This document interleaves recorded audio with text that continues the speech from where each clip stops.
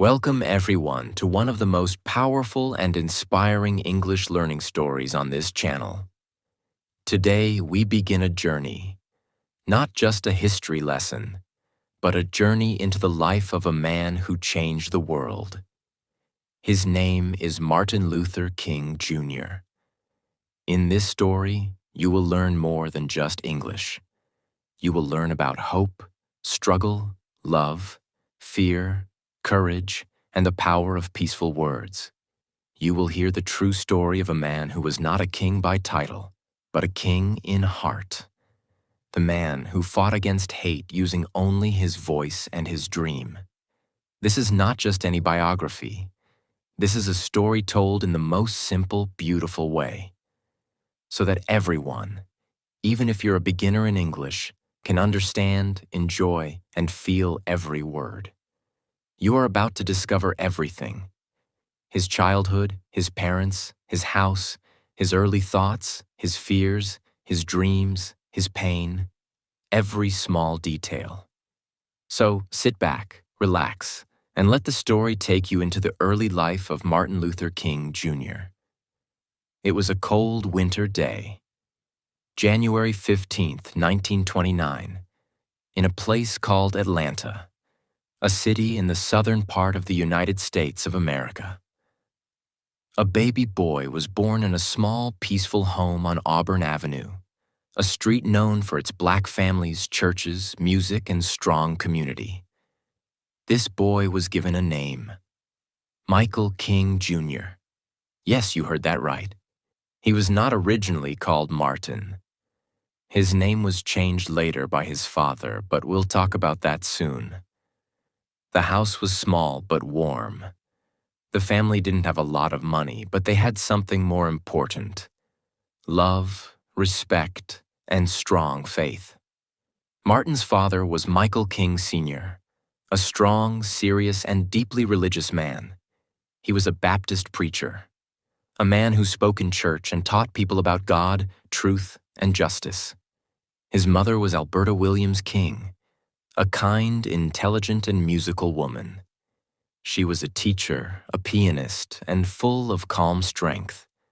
She taught little Martin how to play the piano and how to speak gently, even when the world is loud. Both his parents were deeply spiritual. They taught him not to hate, but to love. Not to fight with fists, but to fight with wisdom. The name change. When Martin was around 5 years old, his father, Michael Sr., traveled to Germany. There, he learned about a man named Martin Luther, a Christian reformer who stood against wrong teachings in the church hundreds of years ago. Inspired by this brave man, Michael Sr. returned home and changed both his own name and his son's name, from Michael to Martin Luther King. So from that day, the little boy became known as Martin Luther King Jr. Martin was a curious child. He always asked, why? Why are people poor? Why do some children go to better schools than others? Why can't I play with white children? Yes, at a very young age, Martin noticed that the world was not fair. When he was only 6 years old, something very painful happened. He had a white friend. They played every day. But one day, that boy's parents said, "You can't play with Martin anymore. He's colored." Martin didn't understand. He went home and cried.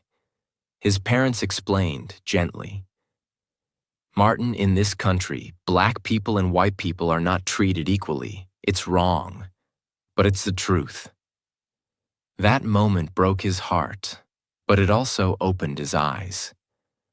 Martin lived in a 2-story wooden house with his grandparents, parents, his older sister Christine, and his younger brother Alfred. They were a close family. They ate meals together, prayed together, and laughed together. Every evening, the family sat at the dinner table. His father would ask, "What did you learn today?" And little Martin would speak about school, friends, and his thoughts. Even as a child, his words were strong. His voice was soft, but it had something special. It had sincerity. He loved to read books and listen to his father preach in church. He enjoyed Bible stories and would stand on a chair pretending to give speeches to his family like a little preacher. Martin was not a perfect child. He was smart, but sometimes he was stubborn. If he did something wrong, his parents would discipline him, sometimes with a belt, as was common at that time. But every punishment came with a hug and a lesson. They would say, "We do this because we love you, because we believe in the man you can become." This gave Martin a strong sense of right and wrong. Martin's family went to Ebenezer Baptist Church every Sunday. It was more than a building. It was a place where people cried, sang, hoped, and found strength. Young Martin watched his father preach and saw the crowd rise in emotion. He thought to himself, "One day I will speak like that. I will touch hearts too." The rhythm of the church songs, the words of the Bible, the energy of the crowd. All of this became part of Martin's soul. Martin started school earlier than most kids, at age 5. He was very intelligent, so he skipped 9th and 12th grade, which means he went to college at just 15 years old. But even as a student, he felt the pain of racism. He couldn't use certain libraries. He had to sit at the back of the bus. He saw signs that said, "Whites only," on water fountains, restaurants, and schools. These things made him angry, but he didn't scream. He watched. He thought. He listened. He told himself, "One day I will change this." As Martin grew older, the world around him became more difficult to ignore. The pain of segregation wasn't just in his childhood anymore. It followed him everywhere. But something inside him was changing. He was no longer a small boy who asked, "Why can't I play with them?" He was now a teenager quietly observing how the world treated people like him. By the time he was 13, he had already decided, "This is not right, and I must do something about it." He had seen his father stand up to white men in public without fear, and that image stayed in his heart. Once, they were shopping for shoes, and the white storekeeper told them to move to the back of the store because they were black. Martin watched as his father firmly said, "We'll either buy shoes sitting here, or we won't buy them at all." They left the store without buying anything. That moment lit a fire in Martin's young heart. Not a fire of hate, but a fire of pride, courage, and quiet strength. At just 15 years old, Martin skipped grades and entered Morehouse College in Atlanta, a college only for black men at that time. It was a place where young black boys were trained to become leaders. Imagine this. Most 15-year-olds are still in school, but Martin was already in college, walking among men much older than him. In the beginning, he didn't plan to become a preacher like his father. He wanted to become a doctor or a lawyer. He felt religion was too emotional and didn't answer all the questions of the world. But something happened inside him while at Morehouse. He started reading the words of powerful thinkers and writers. He read the Bible again, but this time with deeper eyes. He read books by philosophers like Plato, Aristotle, and especially a man named Mahatma Gandhi, whose nonviolent fight for India's freedom deeply touched Martin's soul. He began to see that words, peace, and moral strength were stronger than fists or guns. Slowly, the desire to serve, to guide, and to change the world through words began to grow in him. And by the end of his time at Morehouse, Martin had made up his mind. He would become a minister, just like his father and grandfather, but with his own voice, his own ideas, and his own way of walking the path. After finishing Morehouse, Martin went to Crozer Theological Seminary in Pennsylvania. Now, this was the first time he truly lived among white students, and it wasn't easy. Most of them were polite, but Martin always felt a quiet wall between them. He was a brilliant student. He read everything: the Bible, theology, philosophy, poetry. He even started studying psychology to understand how the human mind works. He was serious, but not cold. He laughed, he played, and he even won awards for being the most outstanding student in the class. But behind his success, he was still trying to find his true voice. He once wrote in his diary, "I have a deep urge to serve humanity." This was not a boy playing church. This was a man searching for the best way to heal a broken world. He didn't want to just preach in a church. He wanted to touch people's souls. He wanted to stop wars, stop racism, stop poverty. And he was looking for the tools to do that. It was also during this time that Martin began to experience deep loneliness. Living away from home, surrounded by people who didn't understand the pain of being black in America, he often felt alone. He would write letters to his mother and father, telling them how much he missed them and how much he loved them. But in his heart, there was still hope. He knew something big was waiting for him. During his time in seminary, Martin also learned to speak with calm power. He practiced his speeches, read them out loud in his room, tested different tones.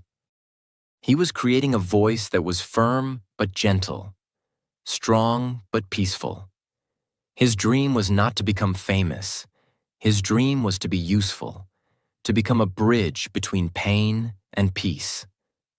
After Crozer, Martin wanted to go even higher, so he moved to Boston, where he studied for his PhD in theology at Boston University. Boston was very different from the South. The racism was not as loud, but it was still there in small, hidden ways. In Boston, something very special happened. He met the woman who would change his life forever. Her name was Coretta Scott. She was a young, beautiful, educated woman who studied music at the New England Conservatory. She was smart, confident, talented, and full of grace. Martin was drawn to her not just because of her beauty, but because of her mind and heart. She cared about civil rights. She believed in peace, justice, and human dignity. Just like Martin. Their first meeting was arranged by a friend, and after talking with her, Martin said, "She is not only attractive, but she has character." They started dating. They would take long walks, talk about books, music, politics, and the future. Martin would often call her and read poetry to her over the phone. He said she made him feel like home. They got married in 1953 in Alabama, in a small ceremony where Martin's father performed the service. Coretta later became his partner in every struggle, every speech, every march. She was not just his wife. She was his equal, his strength, and his silent warrior. While working on his PhD, Martin also worked at churches, gave sermons, and helped people who were in need. He believed that faith was not just about praying, it was about acting. He often told people, "If I cannot do great things, I can do small things in a great way." He finished his PhD in 1955, becoming Dr. Martin Luther King Jr. And soon after, he became the pastor of Dexter Avenue Baptist Church in Montgomery, Alabama. It was a small church, but his voice was growing. He was only 26 years old, but when he stood in the pulpit and spoke, people felt something powerful. He didn't shout. He didn't beg. He spoke with rhythm, with honesty, with passion. People began to say, "There is something different about this man. He is going to lead us somewhere new." And then something happened in Montgomery that would change Martin's life and the entire world forever. One day, a black woman named Rosa Parks refused to give up her seat to a white man on a segregated bus. She was arrested. This small act of courage became a spark. Black leaders in Montgomery came together and said, "We need to fight this injustice. We need a leader, someone young, educated, calm, and brave." They chose Martin. It was not something he planned. He had only just arrived in the city. But destiny was calling, and Martin said yes. From that moment, Martin's journey as a civil rights leader truly began. But he was not ready yet for the storms that would come. He had no idea that soon people would threaten his life, his family, and everything he loved. But still, he stood strong. Because he believed, deep in his soul, that nonviolence, love, and truth were stronger than fear, bullets, or hate. Martin didn't ask for fame. He didn't chase attention. But sometimes, history doesn't wait for people to be ready. It chooses them. And when Rosa Parks refused to give up her seat in December 1955, history knocked on Martin's door. At just 26 years old, he stood in front of a crowd in a church filled with black men and women, many of them scared, angry, and tired. Tired of being humiliated every single day. Tired of sitting at the back of the bus, drinking from separate fountains, using separate bathrooms, and being treated like second-class citizens. They didn't want violence. They wanted dignity. They wanted to be heard.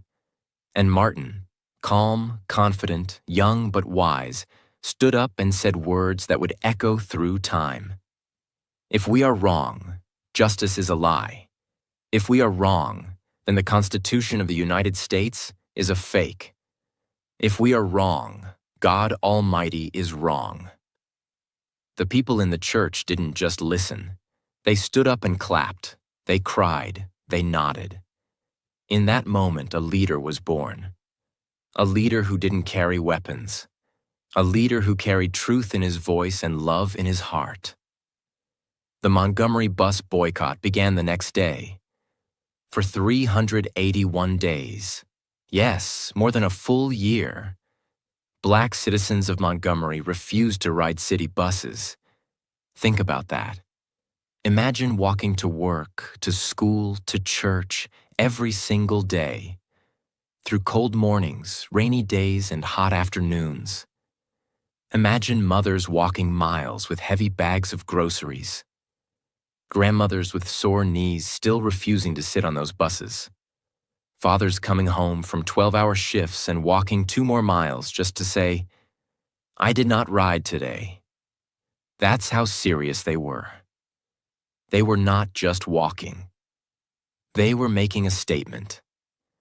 We will no longer accept being treated like less. And behind all of it, guiding, planning, inspiring, was Martin Luther King Jr. But leading this movement was not easy. It came with a heavy price. Just a few weeks into the boycott, Martin received a call late at night. A man's angry voice said, "If you're not out of this town in 3 days, we're gonna blow your brains out and blow up your house." Martin put down the phone. His hands were shaking. His wife Coretta was asleep in the next room, and their baby daughter was in her crib. He went into the kitchen, sat at the table, put his head in his hands, and whispered a prayer. "Lord, I'm scared. I'm losing courage. I'm at the end of my powers. I have nothing left." And then, in the silence of that kitchen, He felt something, a presence, a voice in his heart that said, "Stand up for truth. Stand up for justice. I will be with you." From that night, Martin was no longer afraid. He knew he might die, but he was ready, because he wasn't just fighting for himself. He was fighting for his people, for his child, for every child. But the threats didn't stop. One evening, while Martin was at a meeting, someone threw a bomb into his house. The blast shook the walls, shattered windows, and sent smoke rising into the sky. Coretta and the baby were inside. Miraculously, they survived. When Martin rushed home and saw the crowd gathering outside, police everywhere, his heart dropped. But when he saw Coretta holding their baby safely, tears filled his eyes. People were angry, ready to fight. Some had brought guns. But Martin stood on the broken porch of his house and raised his hand. He said, "We must meet hate with love. We must meet violence with nonviolence." And the people listened. They put down their weapons, because their leader had reminded them, peace is power. The boycott continued. Day after day, Martin gave speeches, organized carpools, answered threats, and held people together. He was arrested. He was fined. He was called names in newspapers. But he never gave up. He walked when others walked. He prayed when others lost hope.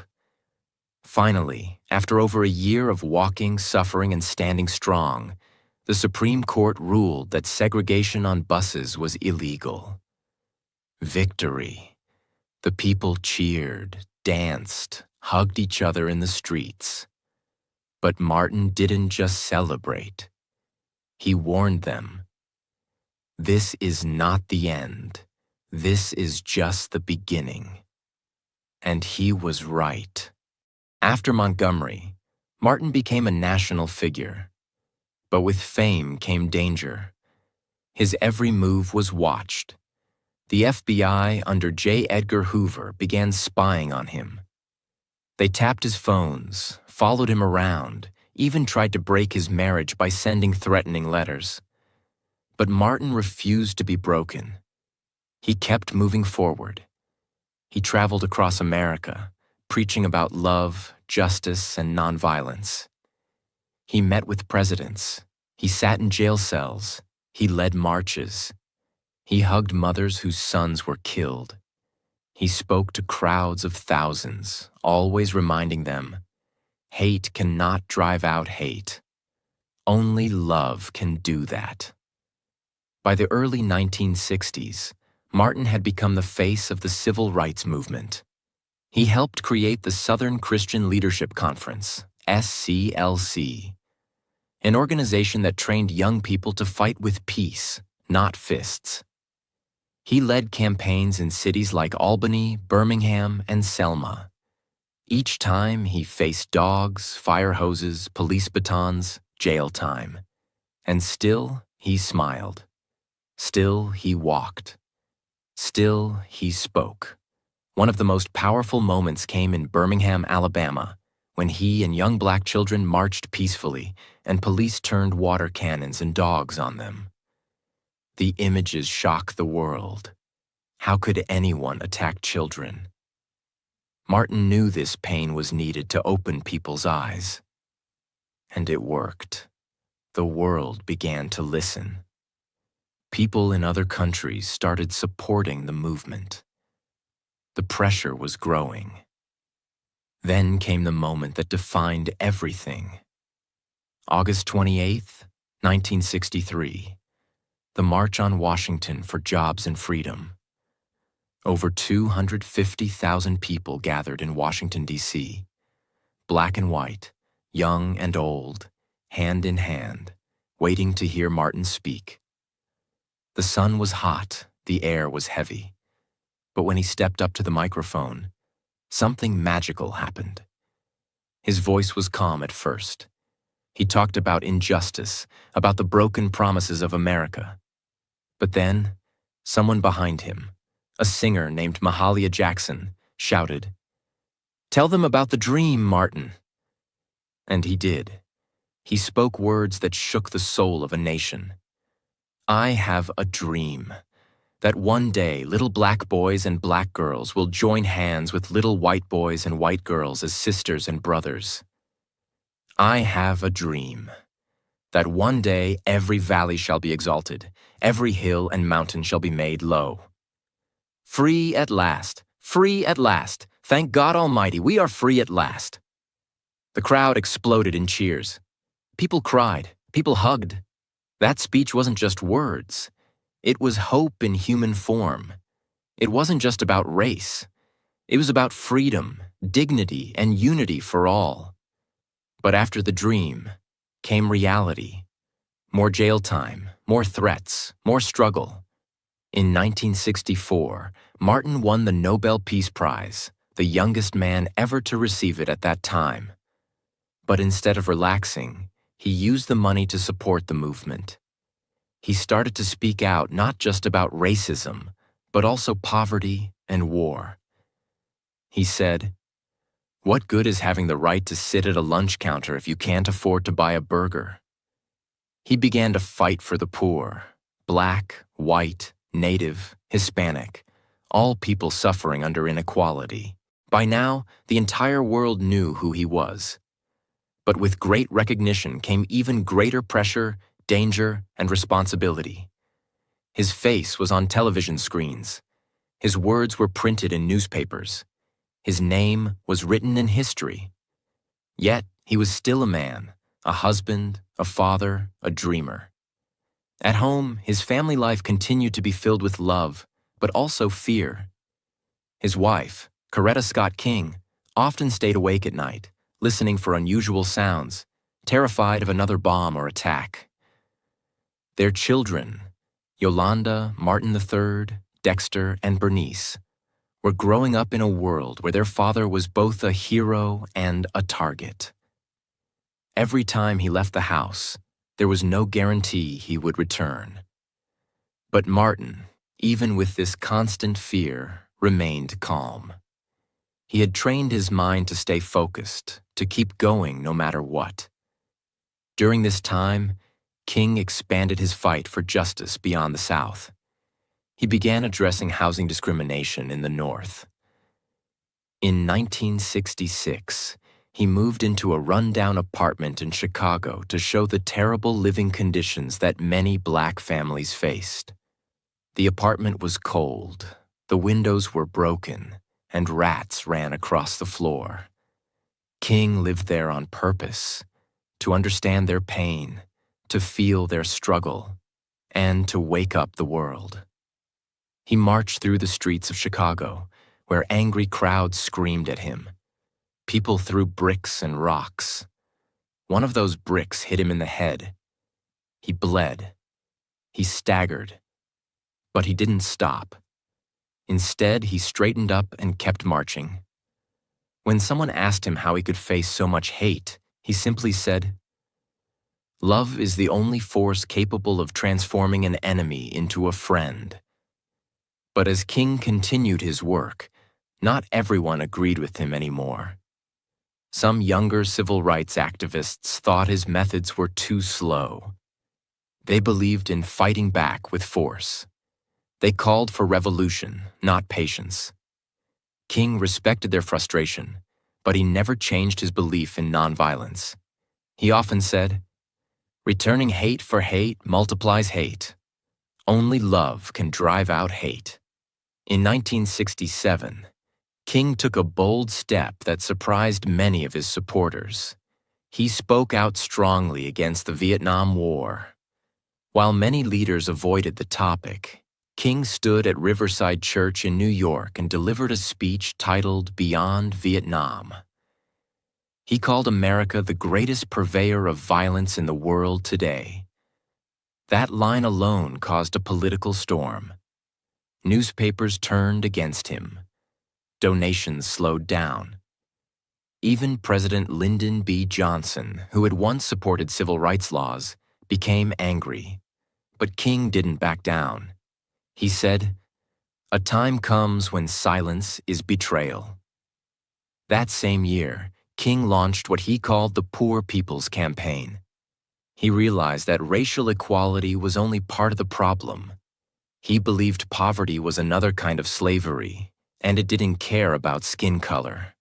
Black, white, Hispanic, Native American, millions of people were suffering. So, King planned a march on Washington, not just for civil rights, but for economic justice. He wanted to bring thousands of poor people to the nation's capital and camp there until the government took action. But before that could happen, something urgent pulled him to Memphis, Tennessee. In March 1968, a group of black sanitation workers went on strike.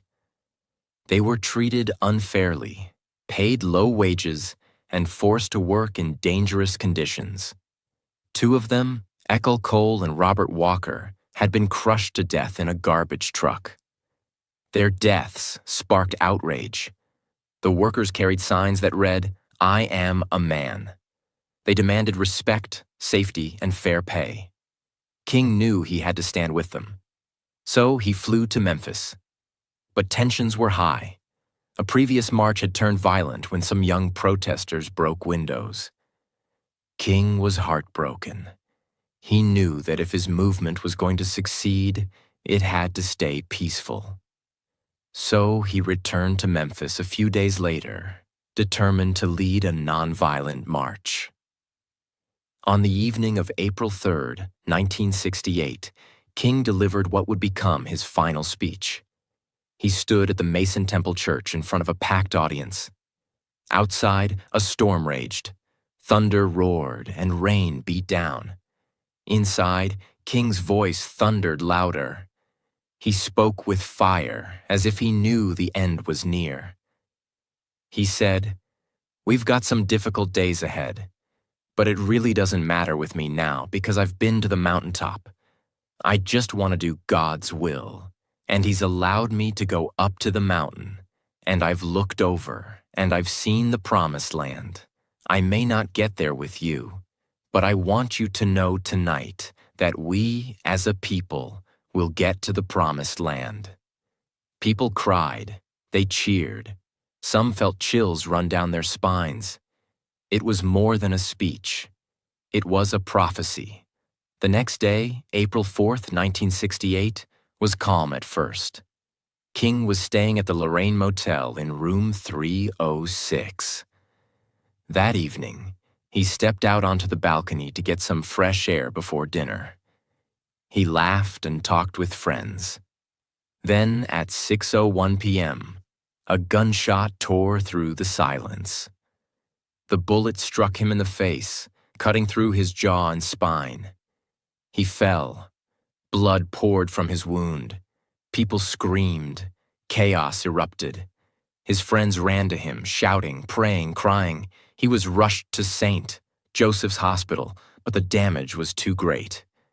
At 7:05 p.m., Dr. Martin Luther King Jr. was pronounced dead.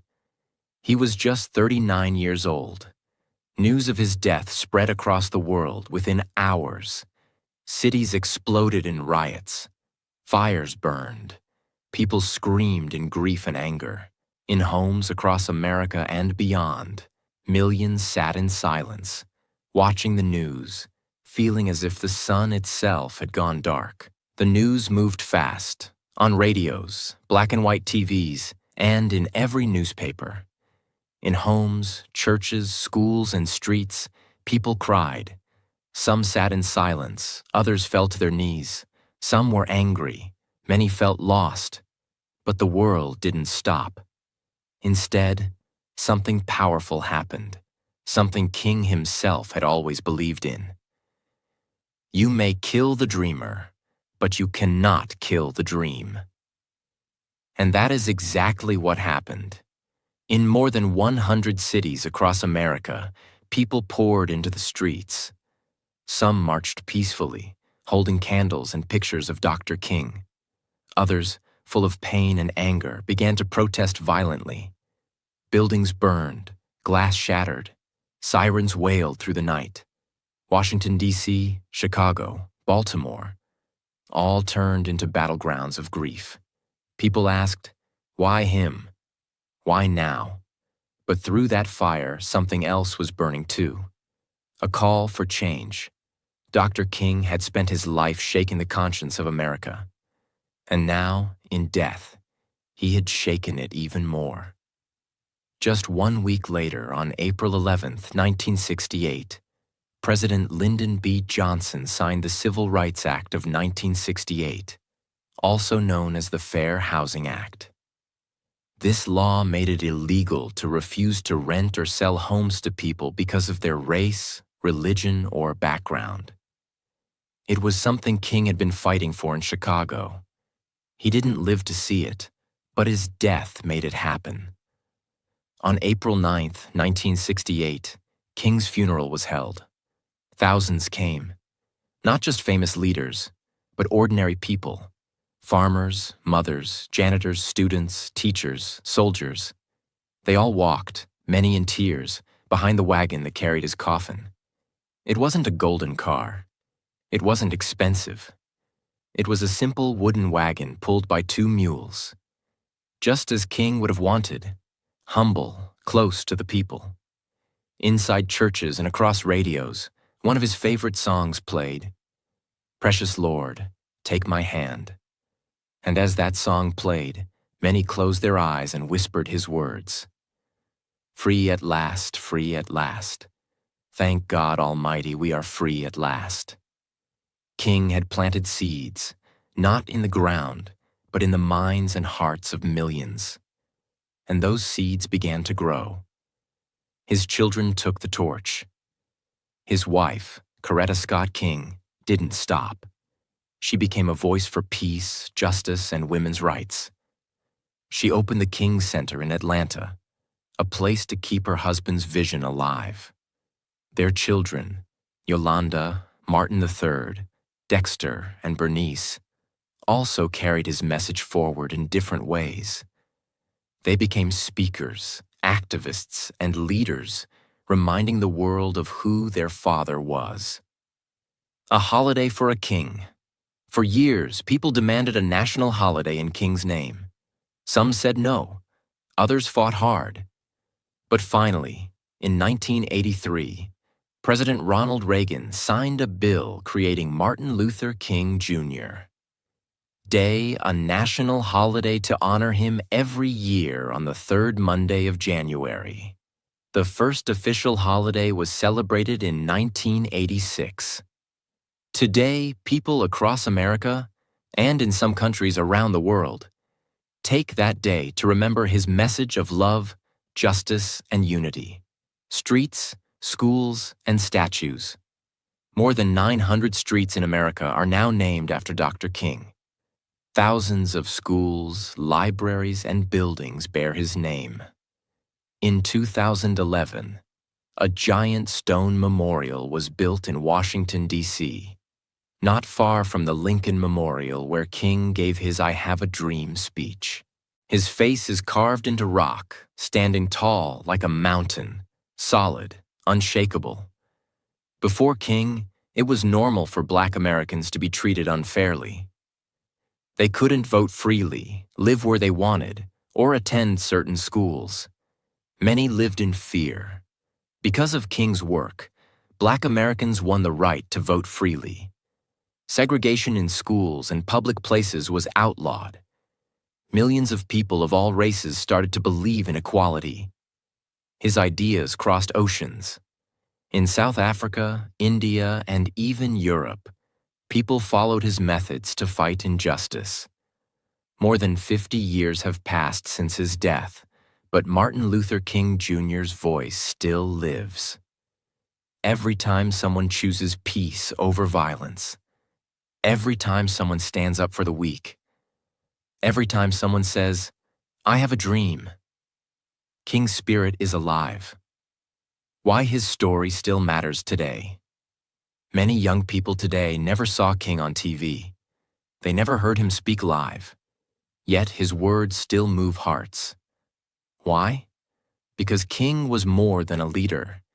He was a mirror, showing us what we could become if we chose love over hate. He believed in a world where people are judged not by skin color but by character. Love is stronger than fear. One voice can change a nation. He didn't carry a sword. He carried hope. And hope is the most powerful weapon of all. Martin Luther King Jr. was not just a speaker. He was also a writer. He wrote books to share his ideas, his dreams, and his fight for justice. His words gave people hope. One of his most famous books is Why We Can't Wait, where he explained why the fight for civil rights could not be delayed. He also wrote Stride Toward Freedom, which tells the story of the Montgomery bus boycott. His books are full of truth, courage, and love. Even today, people read them to learn how to stand up for what is right. His words still teach the world how to fight hate with peace and how to dream big, no matter how hard life gets. What can we learn from him? King once said, "Life's most persistent and urgent question is, what are you doing for others?" That is the question we must still ask ourselves. So let us not just remember Dr. King. Let us become what he believed in. Be kind, be brave, stand up when it's easier to stay silent. Speak peace when the world screams anger, and always, always keep dreaming. Martin Luther King Jr. didn't live a long life, but he lived a great one. He didn't have money, power, or an army.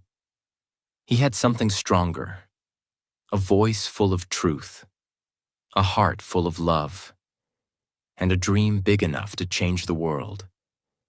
He taught us that you don't have to be perfect to make a difference. You don't need to shout in anger. You don't need to fight with fists. You just need courage, kindness, and belief. Lessons from his life. Simple and powerful. 1. Stand up. Even if you're alone.